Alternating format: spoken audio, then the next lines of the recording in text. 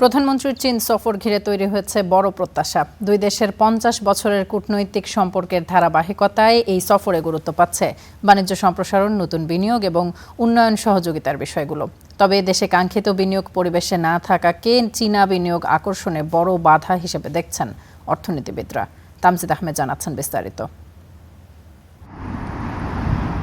স্বাধীনতার পর থেকেই বিভিন্ন সময়ে সরকার প্রধানদের চীন সফর ফল দিয়েছে বাংলাদেশের অর্থনীতিতে। বিনিয়োগের ক্ষেত্রেও চীন এখন বাংলাদেশের দ্বিতীয় বৃহত্তম উৎস। ২০২৮ সাল পর্যন্ত চীন বাংলাদেশকে রপ্তানিযোগ্য শতভাগ পণ্যে শুল্ক সুবিধা দিয়েছে। পাশাপাশি বাংলাদেশের জ্বালানি, পরিবহন, বস্ত্র, পোশাক, তথ্য ও যোগাযোগ সহ নানা খাতে চীনের ৭০০টি প্রতিষ্ঠান কাজ করে যাচ্ছে।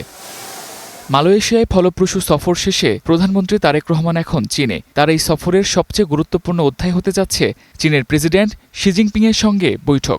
শুক্রবার অনুষ্ঠিত হতে যাওয়া বৈঠকে আলোচনা হবে বাণিজ্য, বিনিয়োগ, অবকাঠামো, প্রযুক্তি সহযোগিতা সহ নানা গুরুত্বপূর্ণ বিষয়ে। সই হতে পারে বেশ কিছু চুক্তি ও সমঝোতা স্মারক। যে উচ্চ পর্যায়ের যে রাষ্ট্রীয় সফর, এখন প্রধানমন্ত্রী চায়না সফরে রয়েছেন, এগুলো সবসময় সাহায্য করে এই ইনভেস্টমেন্ট, বিনিয়োগ, ব্যবসা বাণিজ্য এই সংক্রান্ত ডায়ালগটাকে এগিয়ে নিয়ে যেতে এবং পারস্পরিক ব্যবসায়িক বা বিনিয়োগ সংক্রান্ত যে আলাপ আলোচনা সেটাকে এগিয়ে নিতে। তো সেদিক থেকে আমি মনে করি এটা একটা ভালো পদক্ষেপ। তবে আমলাতান্ত্রিক জটিলতা, নীতিগত অনিশ্চয়তা, ব্যাংকিং খাতে দুর্বলতার মতো বিষয়গুলো চীনা বিনিয়োগে বাধা হতে পারে বলে আশঙ্কা বিশেষজ্ঞদের।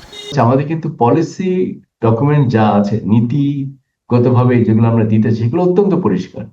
আমাদের সমস্যা হচ্ছে এই নীতিগুলোকে যথাসময়ে বাস্তবায়ন না করতে পারা।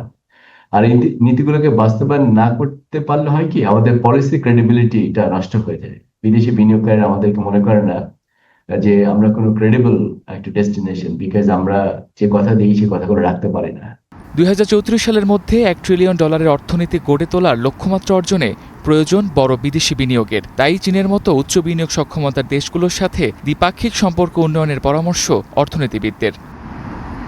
Tamjid Ahmed, star news.